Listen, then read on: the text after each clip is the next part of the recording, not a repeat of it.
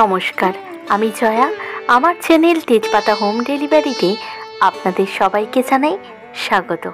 আজকের ভিডিওটা একটু অন্যরকম হতে চলেছে, কারণ আজ শুধুমাত্র যে কোনো একটি মাত্র রেসিপি যে আপনাদের সাথে শেয়ার করব তা নয়। আজ যা যা রান্না করেছি সব কিছুই আপনাদের সাথে শেয়ার করে নিলাম। শাক ভাজা, মুগের ডাল, পটল চিংড়ি, কাতলা মাছের কালিয়া আর ভাপা ইলিশ। যতটা ডাল রান্না করব, প্রথমে একটি বাটিতে ততটা পরিমাণ ডাল নিয়ে নিয়েছি। এখন ইলিশ মাছ আর কাতলা মাছগুলোকে প্লেটের মধ্যে সাজিয়ে নেব। এখন কড়ায় সর্ষের তেল দিয়ে দিলাম, মুগের ডালটা দিয়ে দেব, তারপর ডালটা খুব ভালো করে ভেজে নেব। তারপর পরিমাণ মতো জল দিয়ে ডাল সিদ্ধ হতে বসিয়ে দেব।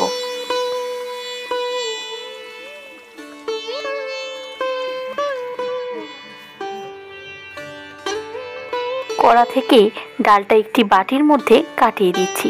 বাটিতেই ডালটা এখন সিদ্ধ করে নেব। এখন মাছের মধ্যে লবণ আর হলুদটা মাখিয়ে দিচ্ছি।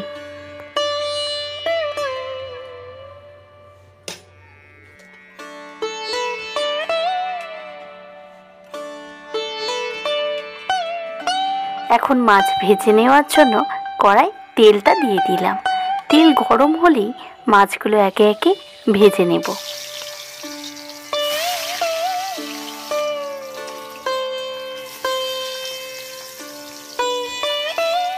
মাছগুলো ভাজা হয়ে গেছে, তুলে নিচ্ছি।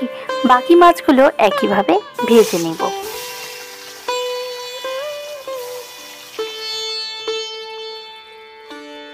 মাছ ভাজা হয়ে গেছে। এখন কড়ায় পড়ে থাকা তেলের মধ্যেই কাঁচা লঙ্কা আর গোটা জিরে ফোড়ন দিয়ে দিলাম। এরপর রসুন বাটা দিয়ে একটু নেড়ে ছেড়ে পেঁয়াজ কুচি দিয়ে দেব।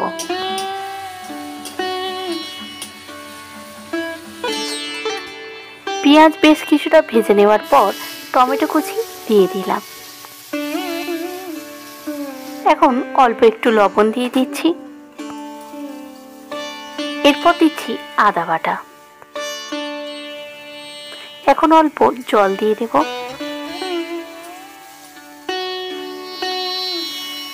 টমেটোটা এখন বেশ অনেকটাই গলে গেছে।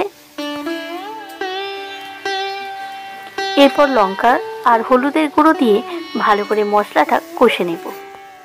মাছের মশলাটা ভালো করে কষে নিয়েছি। এখন পরিমাণ মতো জল দিয়ে ভালো করে গ্রেভিটা ফুটিয়ে নেব। এরপর স্বাদ মতো লবণ আর চিনি দিয়ে গ্রেভিটা জাস্ট 2 মিনিট আর ফুটিয়ে নেব। তারপর গ্রেভি ফুটে গেলেই ভেজে রাখা মাছগুলো গ্রেভির মধ্যে দিয়ে দেব।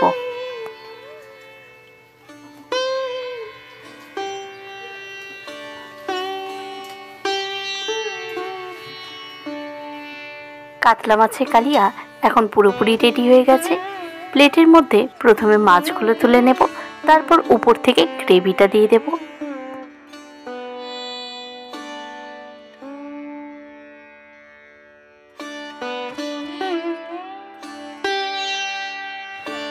কাতলা মাছের কালিয়া এখন পুরোপুরি তৈরি হয়ে গেছে। আর মাছের ঝাল বানাতে বানাতে এদিকে মুগের ডালও সিদ্ধ হয়ে গেছে, তাই ডালটা এখন নামিয়ে ফেলবো। এরপর পটল চিংড়ি বানিয়ে নেব। তার জন্য কড়ায় সর্ষের তেল দিয়ে প্রথমে আলুগুলো দিয়ে দিলাম। এরপর আলুর মধ্যে লবণ আর হলুদ গুঁড়ো দিয়ে দেব।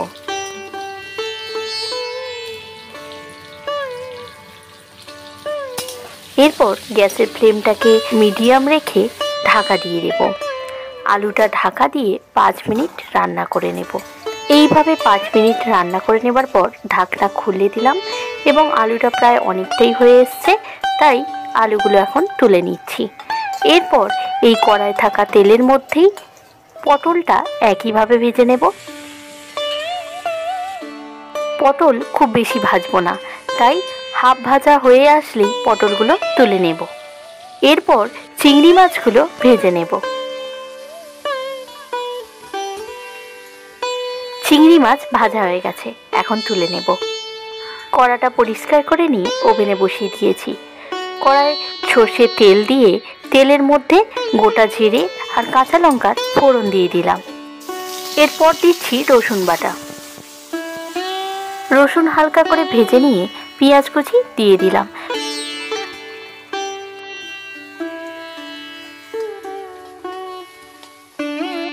পেঁয়াজ ভাজতে ভাজতে একটু লাল হয়ে আসতেই এখন টমেটো কুচি দিয়ে দেব।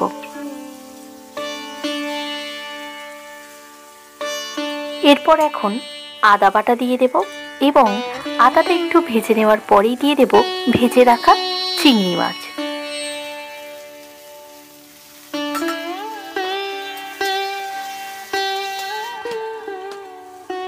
এখন অল্প জল দিয়ে দেব এবং এরপরেই লঙ্কার গুঁড়ো ও হলুদ গুঁড়ো দিয়ে দেব।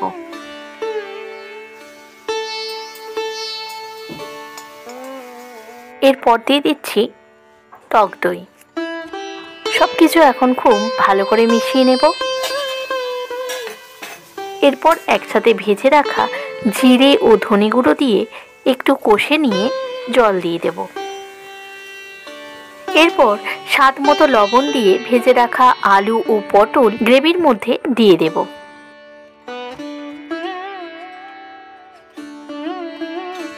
ধীরে ধীরে সবকিছু ভালো করে মেশানো হয়ে গেলে তারপর পরিমাণ মতো জল দিয়ে চিংড়ি পটলের তরকারিটা ভালো করে ফুটিয়ে নেব।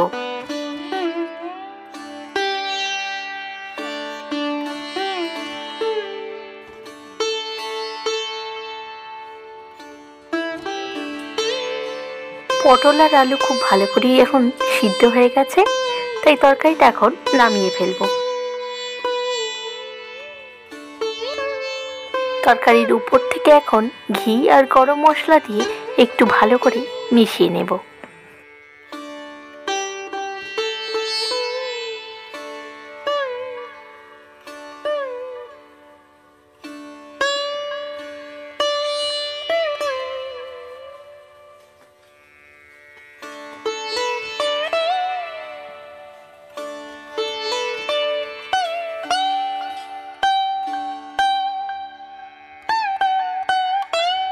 বাইরে ঝিরিঝিরি বৃষ্টি পড়ছে, তাই বাড়ির মিনিটা কেমন গাছের গোড়ায় এসে আশ্রয় নিয়েছে। দেখুন, আমি কাছে যেতেই আমার দিকে এইভাবে তাকিয়ে রয়েছে, যেন কি আমায় বলতে চাইছে। যাই হোক, এখন কলমি শাকটা ভেজে নেব। কড়ায় সর্ষের তেল দিয়ে দিলাম। তেলের ওপর কাঁচা লঙ্কা ও পেঁয়াজ কুচি দিয়ে পেঁয়াজটা হাফ ভাজা করে নেব।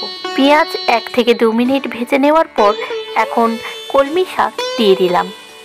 শাকটাকে এখন উল্টে পাল্টে ভালো করে নাড়াচাড়া করে নেব।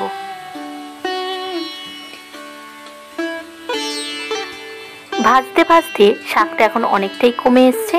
এই সময় স্বাদ মতো লবণ আর চিনি দিয়ে নেব।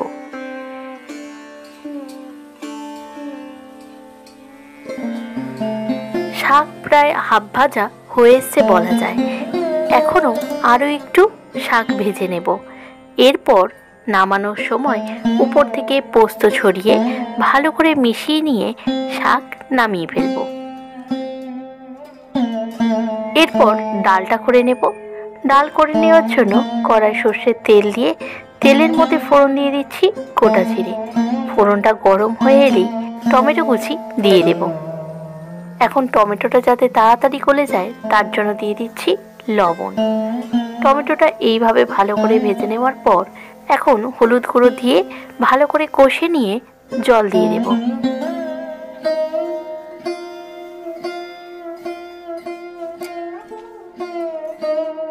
তারপর সিদ্ধ করে রাখা মুগের ডালটা এখন দিয়ে দেব।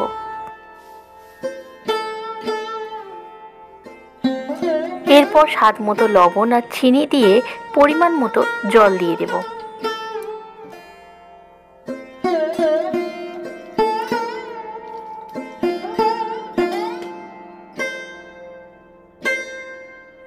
ডাল খুব ভালো করে ফুটে গেলে নামানোর সময় ঘি দিয়ে ভালো করে মিশিয়ে নিয়ে ডাল নামিয়ে ফেলব।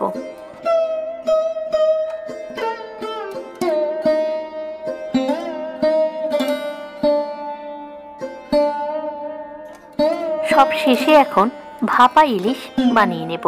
প্রথমে একটি বাটিতে গোটা গোলমরিচ, কালো সর্ষে, সাদা সর্ষে, পোস্ত আর কয়েকটি গোটা কাজু নিয়ে নিলাম। এখন একটি পেস্ট বানিয়ে নেব, তাই এই সমস্ত উপকরণ মিক্সিং জারের মধ্যে একসাথে দিয়ে দেব। এর সাথে কাঁচা লঙ্কা, পেঁয়াজ কুচি, আদা ও রসুন বাটা একসাথে দিয়ে ভালো করে একটি পেস্ট বানিয়ে নেব। এখন যে পাত্রে ইলিশ ভাপা বানাবো সেই পাত্রটি নিয়ে নিলাম। তার মধ্যে প্রথমেই সর্ষের তেল দিয়ে দেব। এরপর যে পেস্টটা বানিয়ে নিয়েছি সেটা এখন দিয়ে দেব।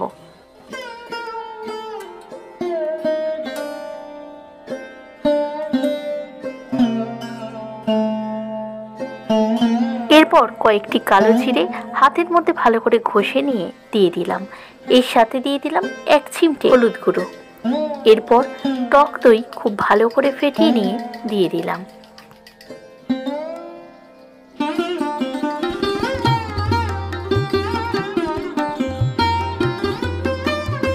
এরপর স্বাদ মতো লবণ, চিনি আর কয়েকটি কাঁচা লঙ্কা দিয়ে ভালো করে মিশিয়ে নেব।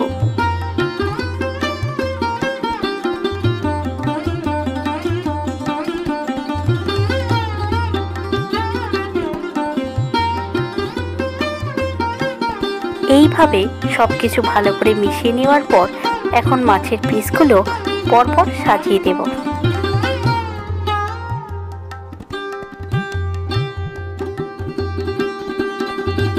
এরপর মাছের পিসগুলো ভালো করে উল্টে পাল্টে নিয়ে মিশ্রণটি ভালো করে 2 পিঠেই লাগিয়ে নেব।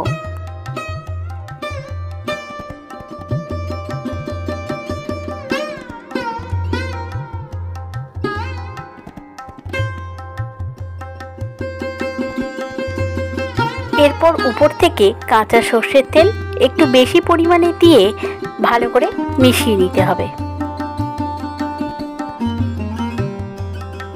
এইভাবে সবকিছু রেডি করে নেওয়ার পর ওভেনের ফ্লেমটা মিডিয়াম রেখে পাত্রটি বসিয়ে দেব।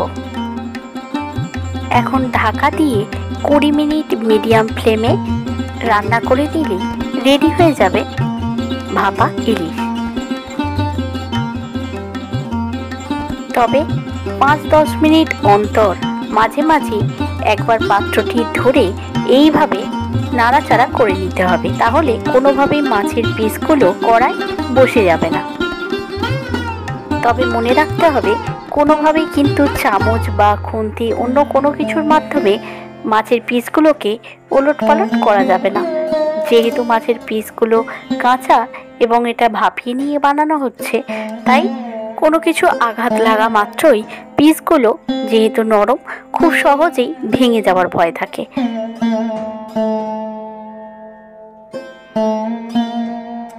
তাই পাত্রটিকে দুপাশ থেকে ধরে নিয়ে হালকা হাতে নাড়াচাড়া করে নিতে হবে।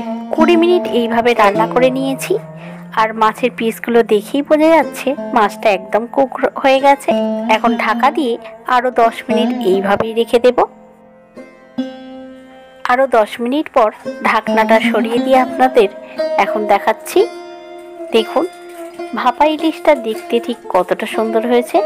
পরিবেশনের আগে আরো একবার উপর থেকে কাঁচা সর্ষের তেল দিয়ে দেব।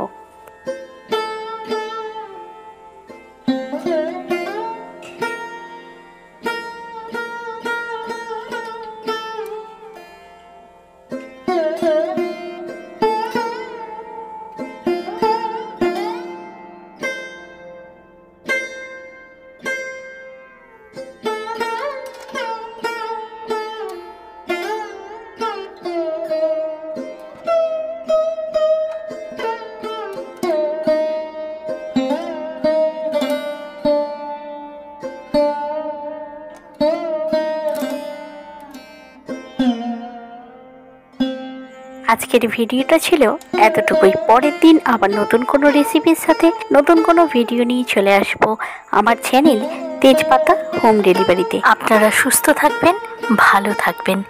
ভিডিও ভালো লাগলে অবশ্যই লাইক, কমেন্ট ও শেয়ার করতে কিন্তু ভুলবেন না। আজ এটুকুই, ধন্যবাদ।